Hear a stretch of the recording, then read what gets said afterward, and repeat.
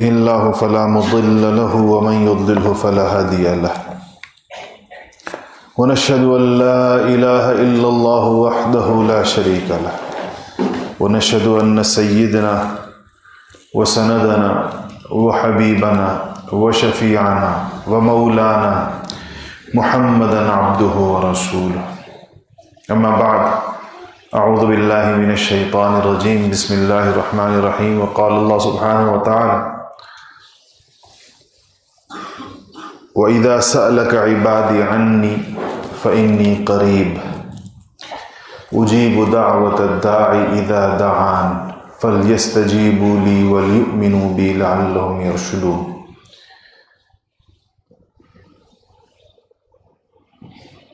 وَقَالَ رَبُّكُمُ ادْعُونِي أَسْتَجِبْ لَكُمْ۔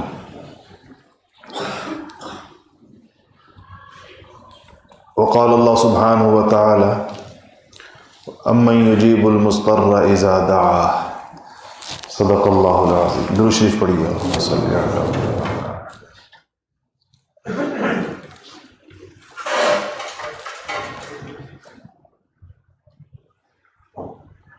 دعا سے متعلق احادیث چل رہی ہیں اور اس حدیث کے اس باب کو پڑھانے کا مقصد یہ ہے کہ ہمیں اللہ جل شانہ سے مانگنے کا طریقہ اور سلیقہ آ جائے، ہمیں پتہ چل جائے کہ اللہ جل شانہ سے مناجات اور باتیں کیسے کی جاتی ہیں اور اللہ جل شانہ سے مانگا کیسے جاتا ہے، کیونکہ دعا جو ہے یہ خیر، برکت اور نعمت کے خزانوں کو کھولنے والی چیز ہے۔ جس بندے کو اللہ جل شانہ دعا کا سلیقہ عطا فرما دیتے ہیں تو یہ ایسے ہے جیسے اس کو اللہ جل شانہ نے خیر کے، برکت کے اور اللہ تعالیٰ سے کی نعمتوں کے حصول کے لیے اس کو ایک راہ دکھا دی گئی ہے، اس کے لیے ایک دروازہ کھول دیا گیا۔ اگرچہ یہ دعائیں جو احادیث میں آئی ہیں یہ عربی میں ہیں، لیکن انسان کا کم سے کم ذوق درست ہو جاتا ہے، اور اگر اس کو عربی میں یاد نہیں بھی ہیں تو اس کا مفہوم وہ اپنی زبان کے اندر ادا کر دیتا ہے، تو بھی مقصد حاصل ہوتا ہے کافی حد تک۔ اگرچہ خود ان الفاظ کی جو برکت ہے، کیونکہ یہ وہ مبارک الفاظ ہیں جو رسالت مآب صلی اللہ علیہ وسلم کی زبان مبارک سے ارشاد ہوئے ہیں اور اللہ جل شانہ کے پڑھائے ہوئے ہیں حضور صلی اللہ علیہ وسلم کو، تو ان الفاظ میں جو بات ہے ظاہر وہ میرے اور آپ کے یا کسی اور کے لفظ میں نہیں ہو سکتی، کبھی بھی نہیں ہو سکتی، لیکن دونوں صورتیں ہیں، جس کو لفظ یاد ہو تو اس کے تو کیا ہی کہنے، نہیں تو اس کا مفہوم بندے کو معلوم ہو۔ دوسرا اس کو یہ بھی معلوم ہو کہ کیا کیا چیزیں اللہ تعالیٰ سے مانگنے کی ہیں۔ جیسا میں نے عرض کیا کہ ہماری دعائیں اس لیے مختصر ہوتی ہیں اور چھوٹی ہوتی ہیں اور اللہ معاف کرے اکثر تو نہیں ہوتی ہیں۔ کتنے لوگ ایسے ہیں بغیر دعا کے زندگی گزار رہے ہوتے، بغیر دعا ہے ہی نہیں زندگی کے اندر، سال ہر سال گزر جاتے ہیں، اس میں دعا نہیں ہوتی۔ وہ اس لیے ایسی ہوتی ہیں کہ ہمیں یہ پتہ ہی نہیں کہ انبیاء علیہ السلام اللہ تعالیٰ سے کیا مانگتے تھے، وہ کتنی لمبی فہرست ہے ان چیزوں کی جو انبیاء علیہ السلام نے اللہ سے مانگی۔ دوسری اس کے اندر جو دعا میں اللہ کے دعا کے آداب میں سے یہ ہے، اللہ جل شانہ نے ہمیں یہ ادب سکھایا ہے کہ جب دعا کرو تو اس سے پہلے میری حمد و ثنا کرو، اللہ پاک نے فرمایا، اور میرے پیارے حبیب محمد مصطفیٰ صلی اللہ علیہ وسلم پہ درود و سلام بھیجو دعا سے پہلے۔ نبی کریم صلی اللہ علیہ وسلم نے ایک شخص کو دیکھا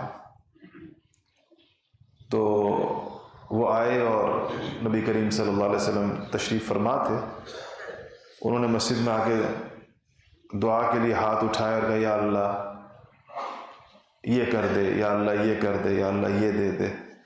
تو آپ نے فرمایا کہ عجلت، بہت جلدی کی تم نے، مانگنے میں جلد بازی کی تم نے، پہلے اللہ تعالیٰ پر حمد و ثنا کرو اللہ کی، پھر مجھ پہ درود بھیجو، پھر مانگو اللہ جل شانہ سے۔ تو ان کو تنبیہ ہوئی تو انہوں نے پڑھا، اللہ تعالیٰ کی حمد و ثنا کے الفاظ کہے، پھر آقا پاک کے اوپر درود شریف پڑھا۔ آپ نے فرمایا کہ اب مانگ، جو تیرا دل چاہتا ہے مانگ اللہ تعالیٰ سے، یہ آداب ہے دعا۔ تو وہ جو اللہ تعالیٰ کی حمد و ثنا کرنی ہے وہ کن الفاظ میں کی جائے کہ وہ سب سے زیادہ بارگاہ کی کے لائق ہو جائے؟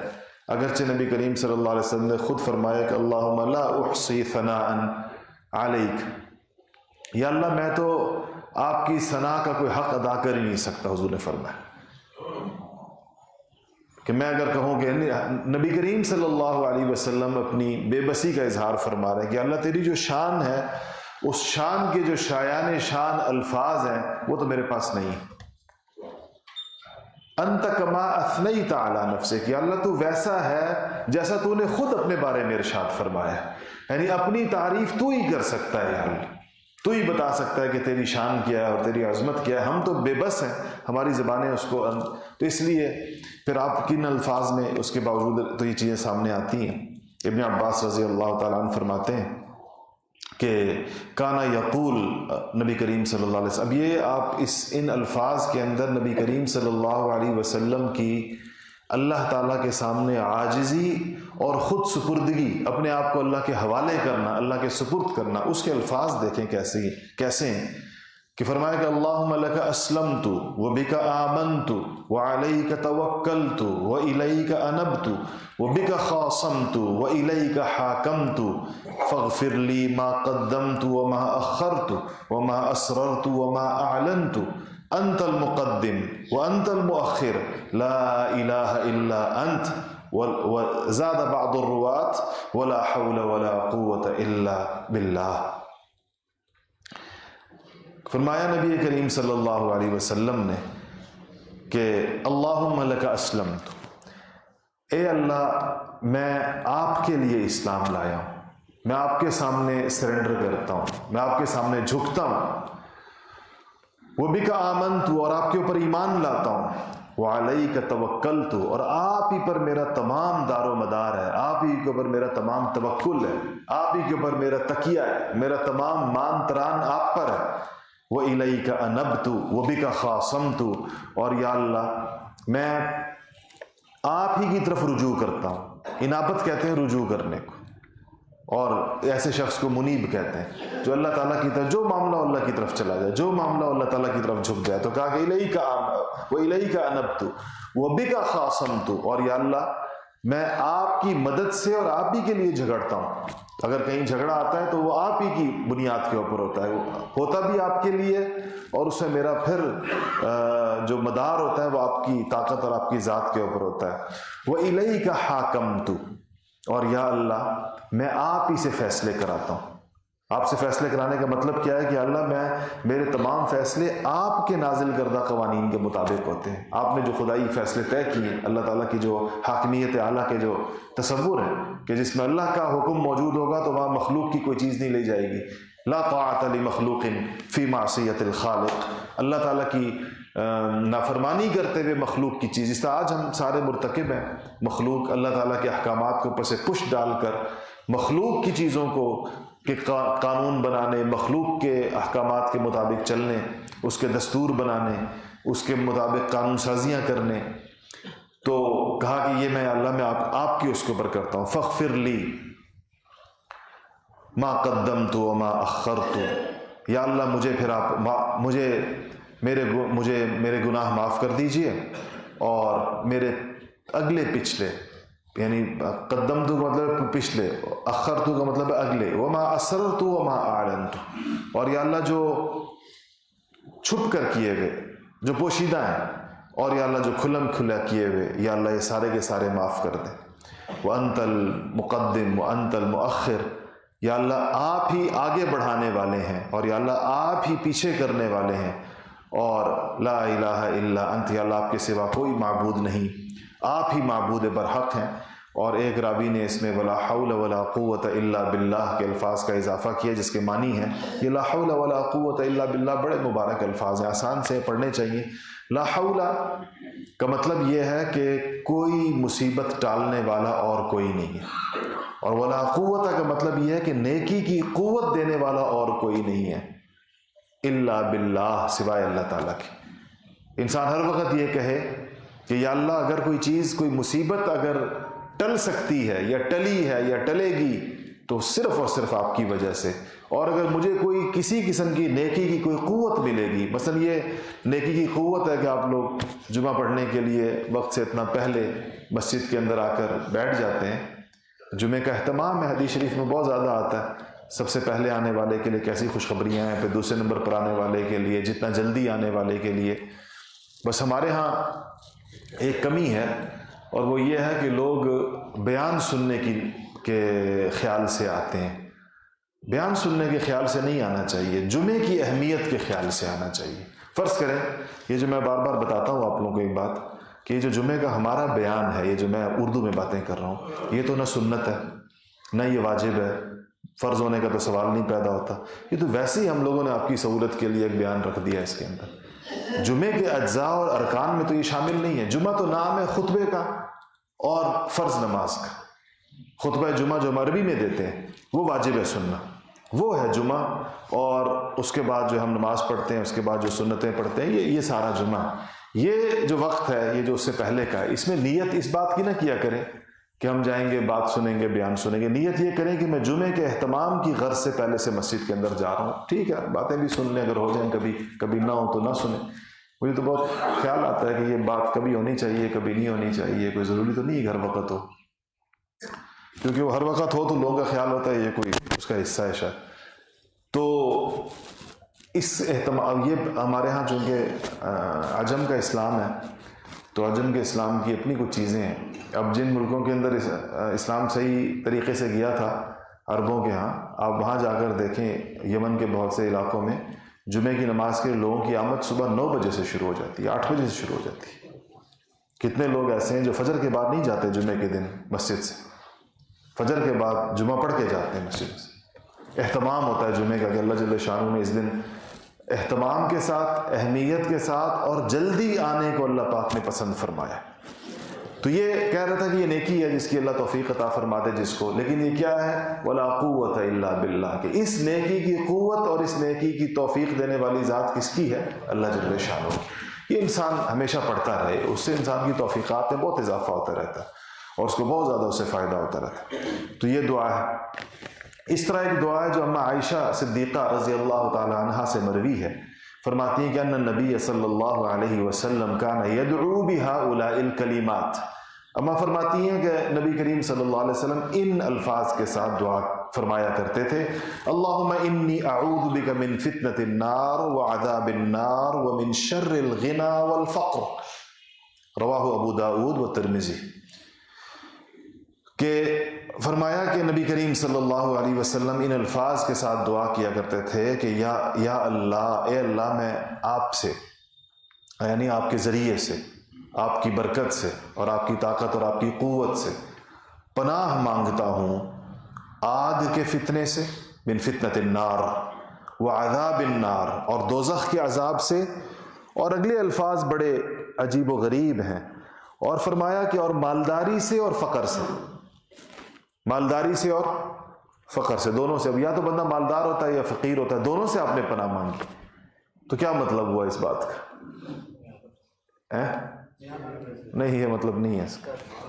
دونوں کے شر سے پناہ مانگی، من شر الغنا والفقر، مالداری کا شر بھی ہے اور مالداری کی خیر بھی ہے، اور غنا کا شر بھی ہے اور غنا کی، فقر کا شر بھی ہے اور فقر کی خیر بھی ہے۔ مالداری کا شر یہ ہے کہ انسان مالدار ہو لیکن حرام کے ذریعے ہو۔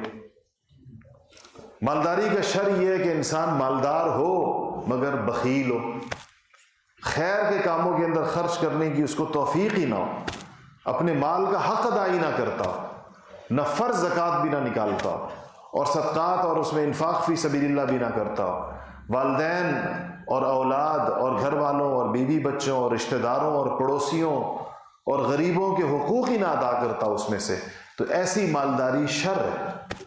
ایسی مالداری تو اس کے لیے عذاب ہے آخرت کا، یہ پائی پائی اس کے لیے عذاب ہے۔ ان الذین یکنزون الذهب والفضة ولا ينفقونها فی سبیل اللہ فبشرهم بعذاب علیم۔ قرآن میں اللہ نے کہا یہ جو لوگ سونا اور چاندی کماتے ہیں اور پھر اللہ کے راستے کے اندر خرچ نہیں کرتے، ان کو قیامت کے دن دردناک عذاب کی خوشخبری سنائے۔ اور یہی سونا اور چاندی جہنم کی آگ کے اندر گرم کر کے اس سے ان کے جسم کو داغ دیا جائے گا۔ تو شر ہے یہ غنا شر ہے۔ اور اگر کسی شخص کا غنا ایسا ہو جیسے سیدنا عثمان غنی کا غنا تھا، جیسے عبد الرحمن ابن عوف کا غنا تھا، جیسے صحابہ مالدار صحابہ کے جیسے غنا تھا، ہر خیر کے کام کے لیے اللہ جل شانہ نے جیسے ان کے مال کو قبول فرما لیا۔ خود سیدنا صدیق اکبر رضی اللہ تعالیٰ عنہ کا غنا، وہ بھی غنی تھے، اسلام لانے سے پہلے بہت تھے، اسلام لانے کے بعد بھی رہے۔ فقیر تو وہ اپنی خلافت کے زمانے میں ہوئے، اس دور میں فقیر تھے، کیونکہ وہ سیدنا عمر فاروق نے کہا کہ آپ کاروبار نہیں کریں گے۔ وہ کپڑے اٹھا کر جا رہے تھے خلافت کے بعد، تو کہا کہ کہاں جا رہے ہیں یا خلیفۃ رسول اللہ؟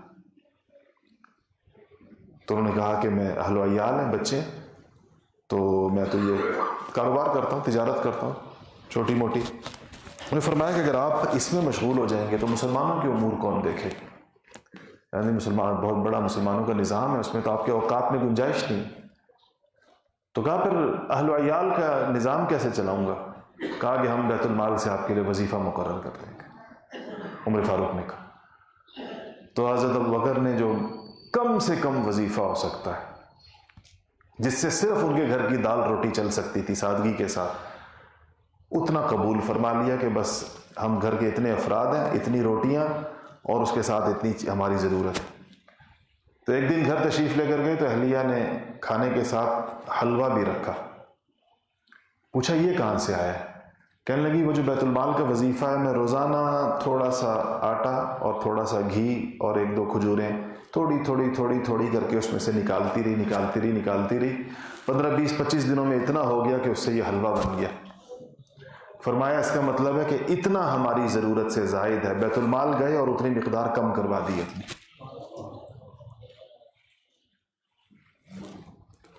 تو یہ فقر کا دور تھا ان کا، جو ان کی خلافت کا زمانہ ہے، یہ جو 2.5 سال ہے۔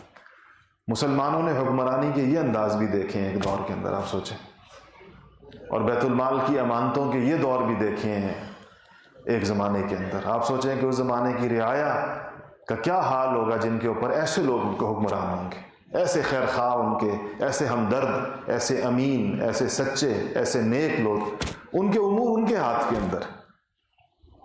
تو غنا کا شر بھی ہے اور غنا کی خیر بھی ہے۔ خیر غنا کی کیا ہے کہ اللہ نے مال دیا ہے، سارا حلال ہے، طیب ہے، پاک ہے، اس کے بعد اس کے اندر اس میں سے زکوٰۃ نکلتی ہے، اس کے اندر سے خیر کے مصارف میں خرچ ہوتا ہے، اس سے مسجدیں بنتی ہیں، اس سے مدرسے چلتے ہیں، اس سے بیوائیں پلتی ہیں، اس سے یتیم پلتے ہیں، اس سے رشتہ داروں کے حقوق ادا ہوتے ہیں، اس سے والدین کے حق ادا ہوتے ہیں، اس سے اولاد پر خرچ ہوتا ہے۔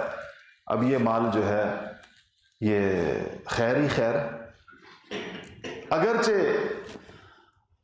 مسلمانوں کا یہ ذوق ہے بزرگوں کا کہ فقر کی خیر کو اس سے زیادہ سمجھا گیا ہے، کیونکہ نبی کریم صلی اللہ علیہ وسلم نے اپنے لیے فقر پسند فرمایا تھا، اور جو چیز نبی کریم صلی اللہ علیہ وسلم نے پسند فرمائی ہو وہ افضل اور اعلیٰ اور اولیٰ وہی ہوتی ہے۔ آپ کو دونوں آپشن دیے گئے تھے، دونوں اختیارات دیے گئے تھے، دونوں اللہ کی طرف سے وہ تھی کہ اگر آپ چاہیں تو یہ پہاڑ سونے کے کر دیے جائیں اور آپ کے ساتھ رہیں اتنا مال۔ تو ظاہر نبی کے پاس مال ہوتا تو خرچ ہی ہونا تھا نا، اور خیر ہی کے مصارف میں خرچ ہونا تھا، اور کہاں جانا تھا اس نے؟ آپ نے فرمایا یا اللہ مجھے فقر پسند ہے، ایک دن ہو تو میں تیرا شکر ادا کروں، اور دوسرے دن نہ ہو تو تجھ سے التجا کروں، تجھ سے دعا کروں، تجھ سے مانگوں کہ اللہ مجھے دے۔ تو اسی طرح فقر کا بھی شر بھی ہے۔ فقر کا شر کیا ہے کہ ایک آدمی فقر کی وجہ سے مانگنے پر مجبور ہو جائے، دستے سوال دراز کر دے لوگوں کے سامنے، اور فقر کی وجہ سے حلال اور حرام کا خیال چھوڑ دے، کہے کہ اب نہیں ہے تو جیسا بھی آ رہا ہے لے لو، جس قسم کا بھی آ رہا ہے لے لو۔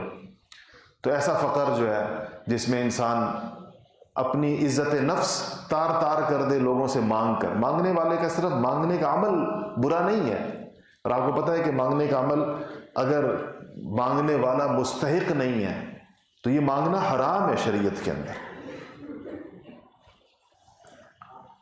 غیر مستحق کو مانگنا حرام ہے. علماء نے لکھا ہے کہ مستحق کون ہے مانگنے کا؟ کہا وہ شخص جس کے پاس قوت یومن نہ ہو، ایک دن کا بھی اس کے پاس کھانے پینے کا سامان نہیں، اور وہ انتہائی آخری درجے کا مضطر قسم کا بھوکا ہے، تو وہ صرف اتنا مانگ سکتا ہے کہ اس دن کا اس کا پیٹ بھر جائے، اگلے دن کا نہیں مانگ سکتا. یہ ہمارے یہاں پیشہ ور گداگری ہم سب اس کو پروموٹ کرتے ہیں. یہ دیکھے بغیر کہ یہ تو جائز ہی نہیں ہے مانگنا. اس کو جب مانگنا جائز نہیں ہے تو ان کو دینا بھی نہیں چاہیے تاکہ ان کی حوصلہ افزائی نہ ہو. اب یہ دیکھیں نا ہمارے کیا منظر ہے مسجدوں کے باہر اور مسجدوں کے اندر. اور یہ جو لوگ ہیں، کبھی کبھی میں کسی سے کہتا ہوں، یہاں کئی دفعہ کئی جگہوں پر میں تجربہ کیا، ایک شخص آتا ہے آواز لگاتا ہے یہ وہ، تو ہم کسی ساتھی سے کہتے ہیں اس کے ساتھ چلے جاؤ، وہ جو اس کا بیمار بیٹھا ہے نا اس کو دیکھ لو، اگر واقعی اسپتال میں کوئی بیمار بیٹھا ہے تو ہم اس کی مدد کریں. پھر ان کی ہم سے جان نہیں چھوٹتی، کہتے نہیں نہیں بس نہیں ضرورت نہیں، آپ کچھ نہ دیں. تو ایک صاحب یہاں آئے تھے تو بڑی دردناک قسم کی صدا لگائی، تو میں نے کسی سے کہا کہ اس کے ساتھ چلے جاؤ اسپتال، جس بیمار کے نام پر یہ مانگ رہا ہے اس بیمار کو دیکھ لو، اور اس کے جو بل یہ کہہ رہے ہیں نہیں ادا ہوئے وہاں اسپتال میں ادا کر دو جا کے. تو کہہ رہا ہوں کہ نہیں جی مجھے آپ جانے دیں، بس آپ کچھ نہیں چاہیے مجھے آپ سے. تو ان کی حوصلہ افزائی نہیں کرنی چاہیے. حوصلہ افزائی یہ ہوتی ہے کہ جب آپ ان کو پیسے دیتے ہیں تو گویا آپ ان کو کہتے ہیں کہ یہ کام اور کرو، اس کو چلاؤ، اسی کو اپنا روزگار بناؤ، اسی کو اپنا پیشہ بناؤ. سیدنا عمر فاروق رضی اللہ تعالیٰ نے ایک شخص کو دیکھا تو وہ مانگ رہا تھا، تو دیکھا تو اس کی جھولی آٹے سے بھر گئی ہے، مانگ مانگ کر، ادھر بھی مانگا ادھر بھی مانگا. تو ایک بندے کی تو ضرورت اتنی نہیں ہوتی، اتنا سارا آٹا اٹھایا ہوا پھر بھی کہیں مانگ رہا. آپ نے اس کو پکڑا اور سیدھا لائے اور لا کر بیت المال کے اونٹ کھڑے تھے ان کے سامنے اس کی جھولی پکڑ کر ساری آٹا بیت المال کے اونٹوں کے سامنے ڈال دی. کہا تو ضرورت مند نہیں ہے، تو ذخیرہ اندوز ہے، اکٹھا کر رہا ہے. تو فقر کی کیا شرم ایک یہ چیز ہے کہ انسان جو ہے وہ مانگنے پر مجبور ہو جائے، یا حلال اور حرام کی تمیز کو چھوڑ دے. حلال حرام کی تمیز مالدار بھی چھوڑتا ہے اور بعض اوقات فقیر بھی چھوڑتا ہے. اس لیے ہمارے بزرگوں نے توکل کے لیے متوکلین کی ایک اپنی شان ہے، لیکن عام آدمی کے لیے یہی کہا گیا ہے کہ وہ جو ہے وہ حلال روزگار کے اندر وابستہ رہے، کوئی نوکری کرے، کوئی کاروبار کرے، کوئی نہ کوئی حلال صحیح طریقے سے کمائے، تاکہ اس کے دل کے اندر کبھی طمع کہتے ہیں وہ دل کے مانگنے کو، دل سے کسی سے یہ توقع رکھنا کہ مجھے کچھ دے دے گا، یہ اس کے دل کے اندر نہ پیدا ہو. کیونکہ یہ جو مانگنے کا عمل ہے یہ صرف میں نے کہا تھا کہ یہ عمل اگر مستحق نہیں ہے تو صرف یہی عمل ناجائز نہیں ہے، یہ انسان کو انسانیت کے اعلیٰ شرف اور اونچے اخلاق اور بہت ساری چیزوں سے گرا دیتا ہے. وہ اخلاقی بلندی انسان کی ختم ہو جاتی ہے، اس کے اندر بڑا نقصان اس بات کا ہوتا ہے. تو یہ نبی کریم صلی اللہ علیہ وسلم نے اس سے پناہ مانگی ہے. اسی طرح آپ نے برے اخلاق سے اور ناجائز خواہشات نفسانیہ سے پناہ مانگی. آپ کے ذہن میں ہو کہ نبی کریم صلی اللہ علیہ وسلم تو معصوم عن الخطا تھے، اور وَإِنَّكَ لَعَلَىٰ خُلُقٍ عَظِيمٍ، آپ کی تو اخلاق عالیہ کی بلندی پر تو اللہ پاک نے قرآن اتارا ہے. اور اما عائشہ سے کسی نے پوچھا کہ حضور کے اخلاق کیسے تھے، کہا کان خلقہ القرآن، کہا وہ خلق اخلاق کی کیا تفصیل بتاؤ، بس قرآن تھا جو قرآن میں موجود ہے اور جو لکھا ہوا ہے. پھر بھی آپ پناہ مانگ رہے ہیں. وعن زیاد بن علاقہ عن عمه وهو قطب بن مالک رضی اللہ عنہ قال كان النبی صلی اللہ علیہ وسلم يقول اللهم انی اعوذ بک من منکرات الاخلاق والاعمال والاہواء. فرماتے ہیں نبی کریم صلی اللہ علیہ وسلم نے فرمایا کہ یا اللہ میں آپ سے برے اخلاق، برے اعمال اور ناجائز خواہشات سے پناہ مانگتا ہوں. احوا ہوا کی جمع ہے، خواہش کو کہتے ہیں. میں اس سے آپ سے پناہ مانگتا ہوں کہ میرے دل کے اندر یہ پیدا ہو. آپ کی ایک دعا ہے وہ بڑی بامعنی اور معنی خیز ہے، جس میں آپ نے فرمایا کہ یا اللہ میں اس چیز کی طلب سے پناہ مانگتا ہوں جو میری قسمت میں نہ ہو. جو چیز آپ نے میری قسمت میں نہیں لکھی اس کی طلب میرے دل میں ہی نہ پیدا فرمائیے. میں مدرسے کے اندر پہلے درجے میں پڑھتا تھا. پہلا درجہ جہاں سے مدرسے کی پڑھائی شروع ہوتی, تو پنجاب کا آخری بارڈر ہے, ایک ضلع ہے صادق آباد, وہ سندھ اور پنجاب کا بارڈر ہے. تو وہاں پر ایک چھوٹا سا دیہاتی مدرسہ تھا, ایک دیہات کے اندر, ادھر میں پڑھتا تھا. ہمارے جو استاد تھے, اللہ تعالیٰ ان کے درجات بلند کرے, حضرت مولانا نصر اللہ خان صاحب, وہ عربی گرامر کے صرف اور نحو کے بڑے امام تھے. ہم نے ان کی قابلیت اور ان کی لیاقت کا سنا تو ادھر چلے گئے پڑھنے کے لیے.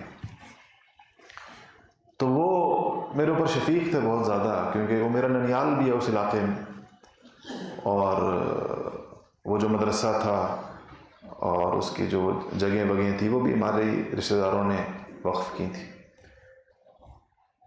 تو تعلق تھا ان کا. تو وہ مجھے اپنے ساتھ رکھتے تھے, کہیں آتے جاتے تھے تو سبق سنتے رہتے تھے مجھ سے. ہمارے یہاں صرف ناف کے اندر سنانے کا کام بہت زیادہ ہوتا ہے, تو میں کہیں جا رہے ہیں بیان کرنے کے لیے تو مجھے کہتے ہیں بیٹھ جاؤ گاڑی میں, تو مجھے گردانے سناؤ, اب یہ سناؤ, اب یہ سناؤ, اب یہ سناؤ. میں سناتا رہتا تھا.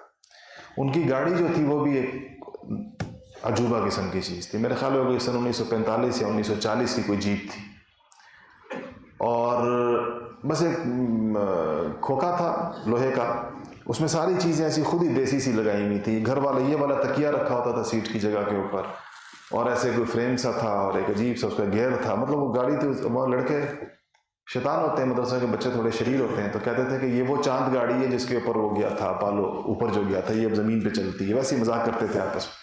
کہتے ہیں اس کے اوپر جو چاند پہ پہلی چیز گئی تھی وہ یہی تھی. تو ہم اس میں جاتے تھے.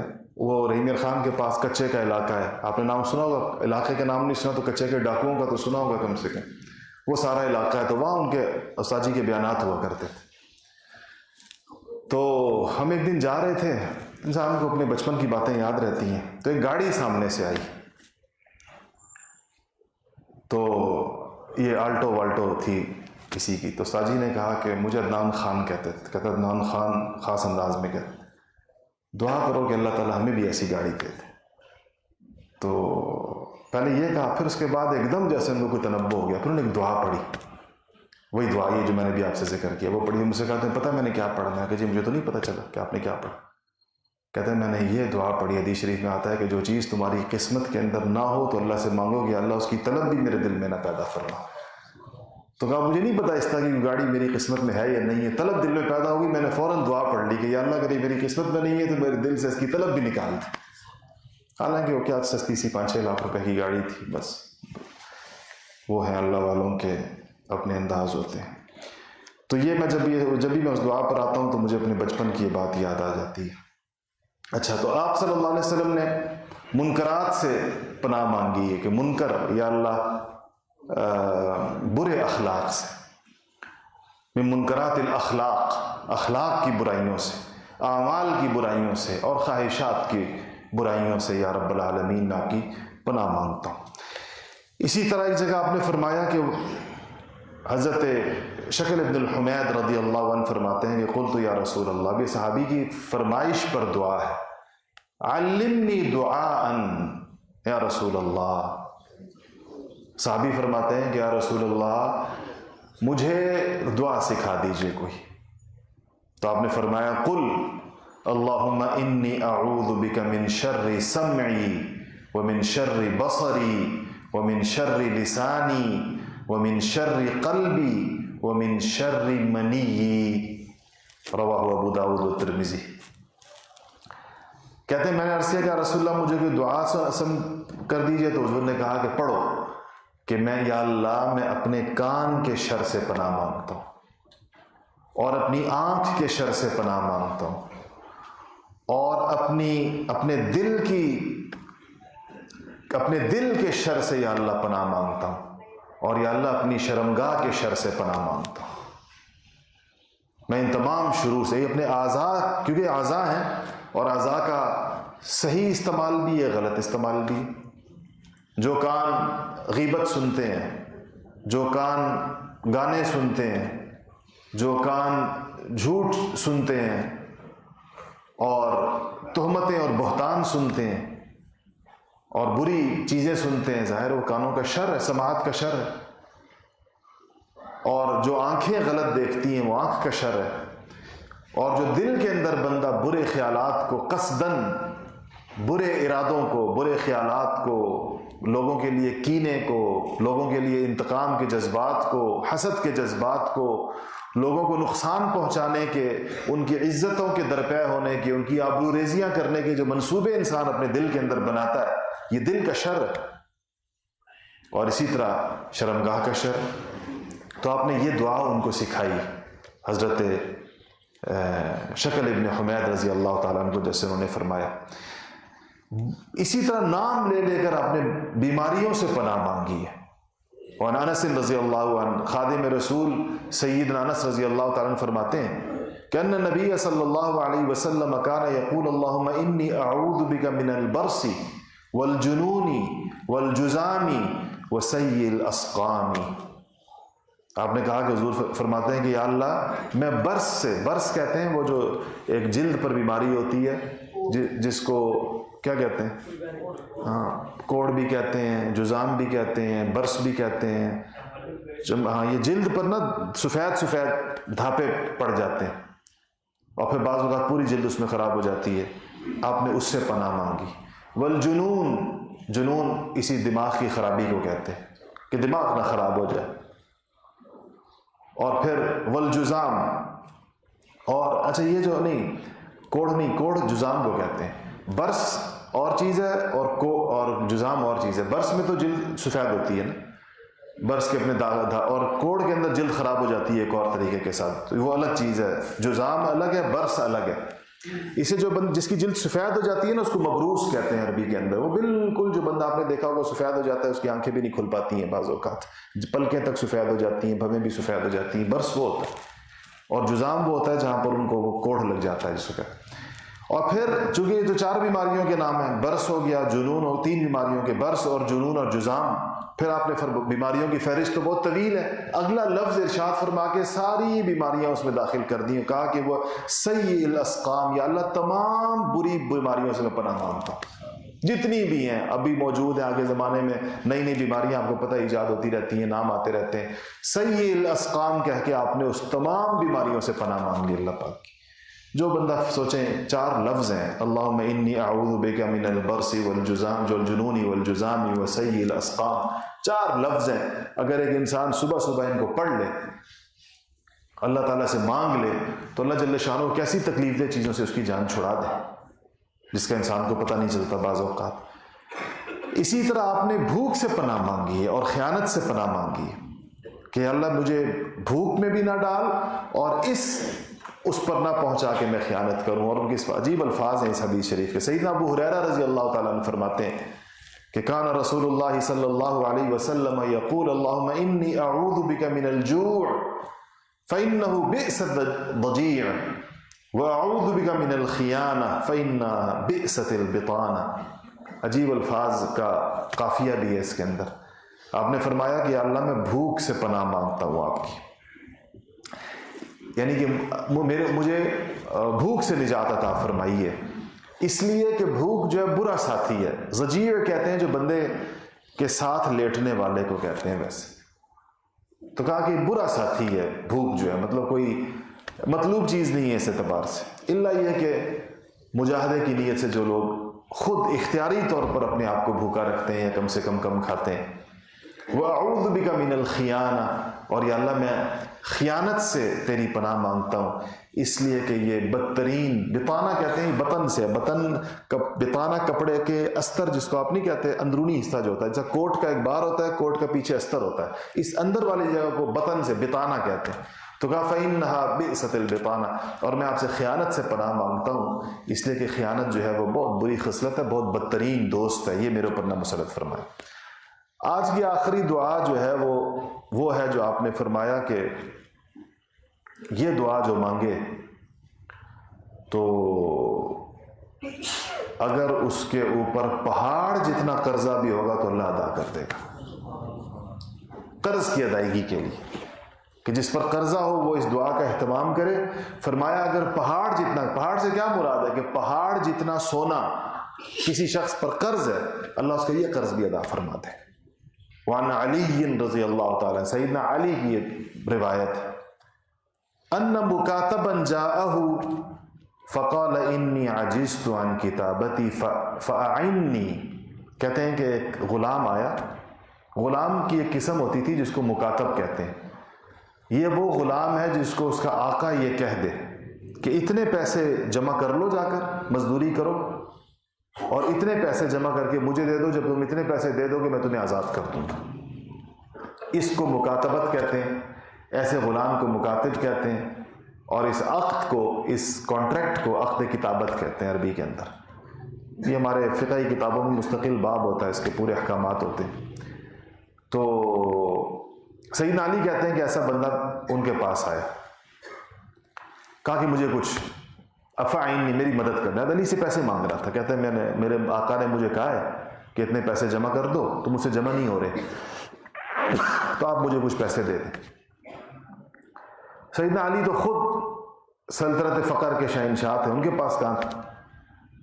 تو انہوں نے کہا کہ الا اعلمک کلمات علمنیہن رسول اللہ صلی اللہ علیہ وسلم، کہا تجھے دینے کو تو کچھ نہیں تھا نا، تو کہا تجھے وہ دعا نہ سکھا دوں جو نبی کریم صلی اللہ علیہ وسلم نے مجھے سکھائی تھی اس موقع کے لیے، وہ تجھے نہ سکھا دوں؟ لو کان علیک مثل جبل دینا اداہ اللہ تعالی عنک، کہا اگر تمہارے اوپر پہاڑ جتنا قرضہ بھی ہو نا تو اللہ تعالیٰ اس کو ادا کر دے گا ان کلمات کی برکت سے جو مجھے آقا نامدار محمد مصطفیٰ صلی اللہ علیہ وسلم نے سکھائی۔ سیدنا علی نے فرمایا اور پھر کہا کہ یہ پڑھا کرو، اللہم اکفنی بحلالک عن حرامک واغننی بفضلک عمن سواک، رواہ الترمذی وقال حدیث حسن۔ تو کہا کہ یہ دعا پڑھا کرو کہ یا اللہ اپنے حلال کے ذریعے سے حرام سے میری کفایت فرما، اتنا حلال مجھے عطا فرما دے کہ حرام سے میں بچ جاؤں، اپنے حلال کے ذریعے سے حرام سے میرا بچاؤ اور میری کفایت فرما، اور یا اللہ اپنے فضل کے ذریعے سے وَأَغْنِنِي بِفَضْلِكَ عَمَّنْ سِوَاكَ، اور یا اللہ اپنے فضل کے ذریعے سے مجھے اپنے علاوہ ہر ایک کی محتاجی سے بچا دے، اپنے علاوہ مجھے کسی کا محتاج نہ بنا۔ قرض محتاجی ہے یا نہیں ہے؟ قرض خواہ کو کتنی مشکل پیش آتی ہے قرض دار کو، قرض خواہ تو کہتے ہیں جس نے لینا ہوتا ہے، تو قرض دار کو اپنے قرض خواہ سے کتنی بعض اوقات مشکل پیش آتی ہے، سامنا کرنا مشکل ہوتا ہے ایک معزز آدمی کے لیے جس نے کسی سے پیسے لیے ہوں اور اب اس نے اس کو دینے ہوں، تو اس کے لیے اس کے سامنے جانا بھی بعض اوقات مشکل ہوتا ہے۔ تو کہا کہ اس کا وہ کتنا، الفاظ کتنے چھوٹے سے ہیں، اللہم اکفنی بحلالک عن حرامک واغننی بفضلک عمن سواک، یا اللہ حلال اتنا دے دے کہ حرام سے بچا دے، اور یا اللہ اپنے علاوہ ہر ایک کی محتاجی سے بچا دے، روئے زمین پر کسی کا محتاج نہ بنا۔ یہ دعائیں یاد کر کے انہی الفاظ کے ساتھ پڑھنی چاہیے۔ اللہ عمل کی توفیق نصیب۔